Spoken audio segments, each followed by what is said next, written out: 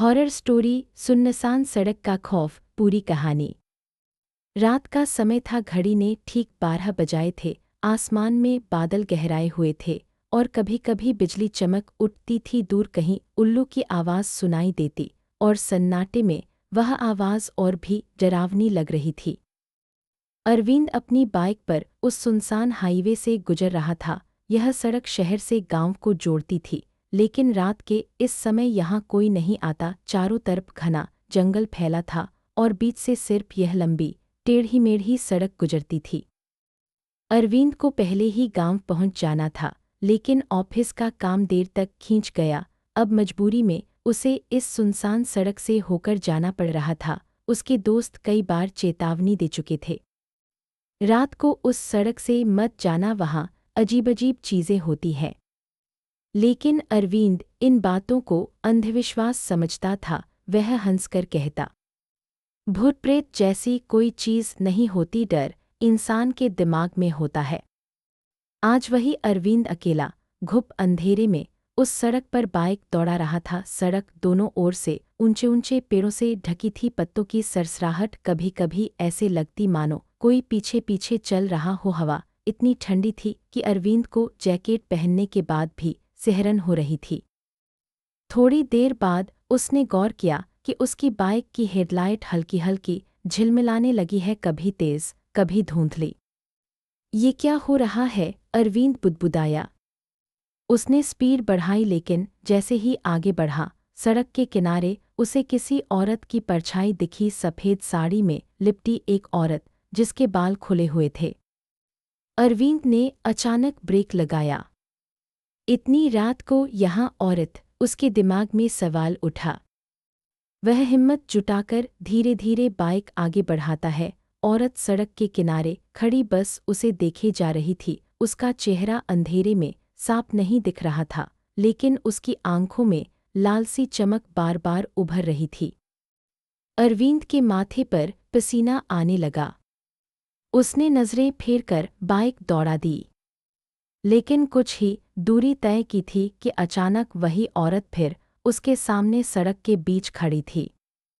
अरविंद ने चीखते हुए ब्रेक लगाया। बाइक फिसली और वह गिरते गिरते बचा। अब वह औरत साफ दिखाई दे रही थी। उसका चेहरा आधा जला हुआ, होठों पर अजीब सी मुस्कान और लंबी नुकीली उंगलियां। तू कहाँ जा रहा है? औरत की आवाज़ गूंजी। अरविंद का गला सूख गया। उसने बिना कुछ कहे बाइक को घुमाया और पीछे की ओर भागने लगा, लेकिन हैरानी की बात यह थी कि पीछे भी वही औरत सड़क के बीच खड़ी थी। वह समझ गया कि यह कोई इंसान नहीं, कुछ और है। अब उसकी सांसें तेज हो चुकी थीं। उसे लग रहा था कि जंगल का हर पेड़, हर सरसराहट, हर छाया उस पर झपटने वाली है। उसने बाइक की स्पीड पूरी ताकत से बढ़ाई और आंखें बंद करके सड़क पर दौड़ाने लगा। लेकिन तभी उसने सुना किसी बच्चे के रोने की आवाज़। अरविंद ने बाइक नहीं रोकी, लेकिन बच्चे के रोने की आवाज़ उसके कानों में गूंजती रही। यहाँ बच्चा? आधी रात को वह खुद से सवाल करने लगा। आवाज़ और भी पास आती गई। अचानक बाइक का हॉर्न अपने आप बजने लगा। बाएं बाएं बाएं। अरविंद घबरा गया। उसने बटन दबाया, लेकिन हॉर्न बंद नहीं हुआ। इतना ही नहीं, बाइक की स्पीडोमीटर की सुई खुद ब खुद घूमकर 100 से ऊपर चली गई। अरविंद ने डरते डरते एक्सेलरेटर छोड़ दिया, लेकिन बाइक रुक ही नहीं रही थी। और तभी सड़क के किनारे उसने देखा एक छोटा बच्चा सड़क पर बैठा रो रहा था। अरविंद की आंखें फैल गईं। उसने मजबूरी में हैंडल घुमाया और बाइक जंगल की तरफ झोंकती। बाइक गिर गई और वह जमीन पर लुढ़कते हुए पेड़ों के बीच जा गिरा। हवा में मिट्टी और सूखे पत्तों की गंध भर गई थी। अरविंद के घुटने से खून बह रहा था। उसने हिम्मत जुटाई और उठने की कोशिश की, लेकिन तभी उसे किसी के हंसने की आवाज़ सुनाई दी। वही औरत सफ़ेद साड़ी वाली अब पेड़ों के बीच खड़ी थी, लेकिन अब अकेली नहीं थी। उसके साथ कई परछाइयाँ और खड़ी थीं, उनके चेहरे साफ नहीं दिख रहे थे, बस उनकी आंखों से लाल चमक निकल रही थी। भाग भाग, वे सब फुसफुसाने लगे। भाग वरना तू भी हमारा हिस्सा बन जाएगा। अरविंद के पैरों तले जमीन खिसक गई। उसने जल्दी से बाइक उठाई, लेकिन बाइक स्टार्ट ही नहीं हो रही थी। हे भगवान, अब क्या करूं? वह बुदबुदाया। जैसे ही उसने पीछे देखा, औरत और करीब आ गई थी। उसके होंठों से खून टपक रहा था। उसकी गर्दन अजीब सी आवाज के साथ टेढ़ी हो गई। अरविंद घबराकर जंगल की पगडंडी की ओर भागा। पेड़ों के बीच सन्नाटा और भी गहरा हो चुका था। पत्तों पर उसके कदमों की आवाज गूंज रही थी, लेकिन हर बार जब वह रुकता, उसे किसी और के कदमों की आहट भी सुनाई देती।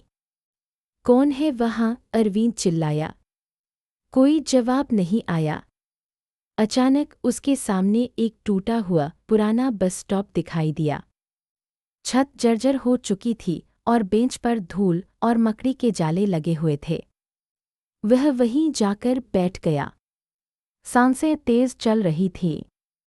उसने जेब से फोन निकाला और गांव में अपने दोस्त को कॉल लगाने की कोशिश की, लेकिन नेटवर्क गायब था।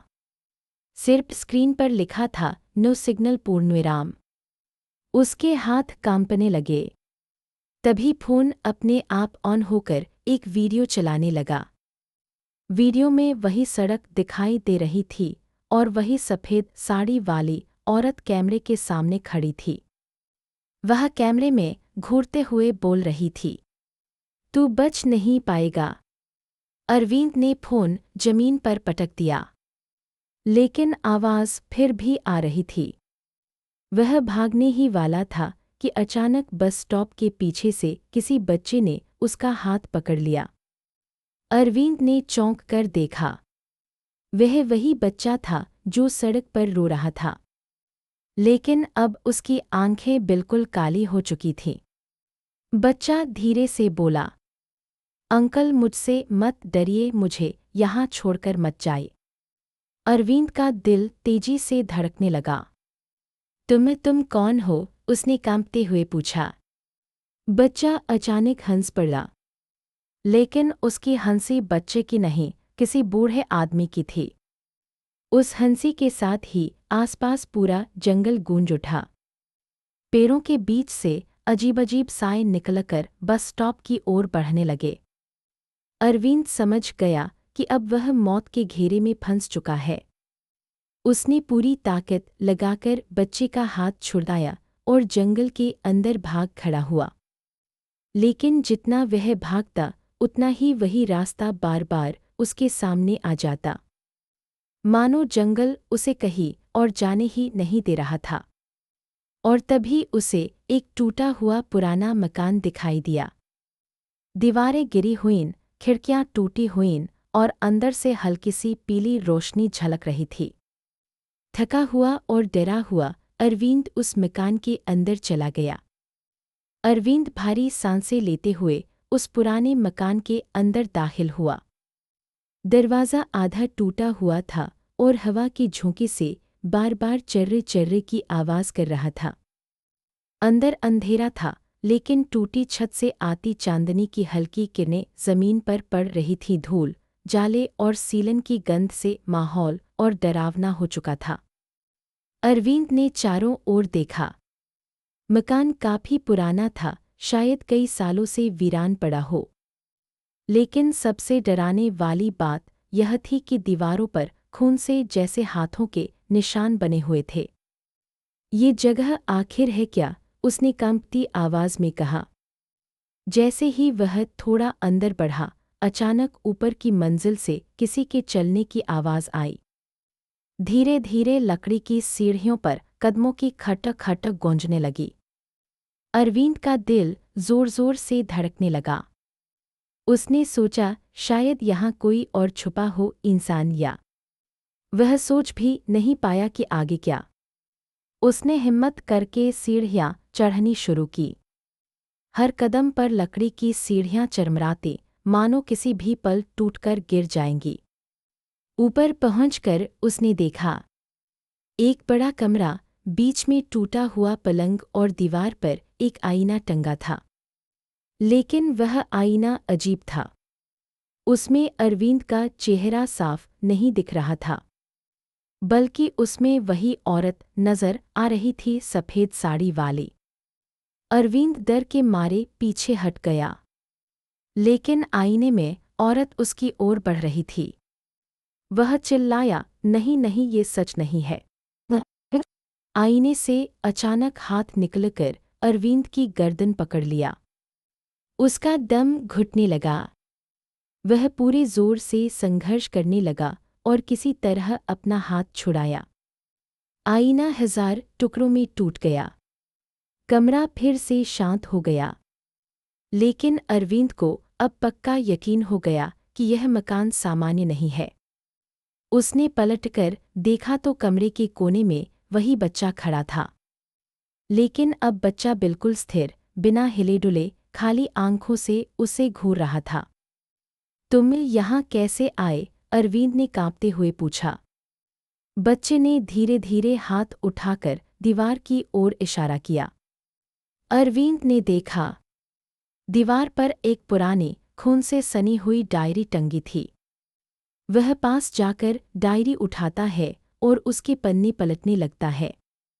उसमें लिखा था, मकान कभी एक परिवार का था, पिता, माँ और एक छोटा बच्चा, लेकिन एक रात सड़क पर हुई दुर्घटना में उस माँ की मौत हो गई। उसका शव कभी नहीं मिला। लोगों ने कहा कि उसकी आत्मा अब इस इलाके में भटकती है। जो भी इस सड़क से गुजरता है वह उसे रोकने आती है, ताकि कोई भी उसके जैसे अकेले मौत का शिकार न बने। उसका बच्चा भी उसी रात गायब हो गया। आज तक कोई नहीं जानता।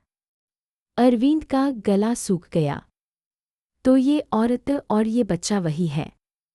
जैसे ही उसने यह कहा, अचानक कमरे की खिड़की जोर से बंद हो गई। चारों तरफ से अंधेरा छा गया। फिर हवा में वही औरत की हंसी गूंज उठी। तू सच्चाई जान चुका है, अब तू भी यहाँ से जिंदा नहीं जा पाएगा। अचानक कमरे की दीवारों से खून टपकने लगा। पलंग अपने आप हिलने लगा और आईने के टूटे हुए टुकड़े हवा में तैरने लगे। अरविंद बुरी तरह कांपने लगा। उसने दरवाजे की ओर भागने की कोशिश की, लेकिन दरवाज़ा अपने आप बंद हो गया। तभी बच्चा उसके सामने आकर खड़ा हो गया। लेकिन अब उसका चेहरा इंसान का नहीं था। उसकी आंखें गड्ढों जैसी, मुंह कान तक फटा हुआ और आवाज़ किसी बूढ़ी चुड़ैल जैसी। अंकल, अब आप मेरे साथ रहिए हमेशा के लिए। अरविंद ने जोर से चीख मारी और दरवाजे पर धक्का मारना शुरू कर दिया। कई बार धक्का मारने के बाद दरवाज़ा खुला और वह नीचे भागने लगा। लेकिन नीचे आते ही उसने देखा कि मकान का नज़ारा बदल चुका है। वह अब मकान नहीं था, बल्कि किसी श्मशान जैसा लग रहा था। चारों तरफ जली हुई लकड़ियां, राख और अधजले शव बिखरे हुए थे। और बीच में वही औरत खड़ी थी। उसकी लाल आंखें अब और भी भयानक लग रही थी। उसने हाथ उठाया और पूरा माहौल कांपने लगा।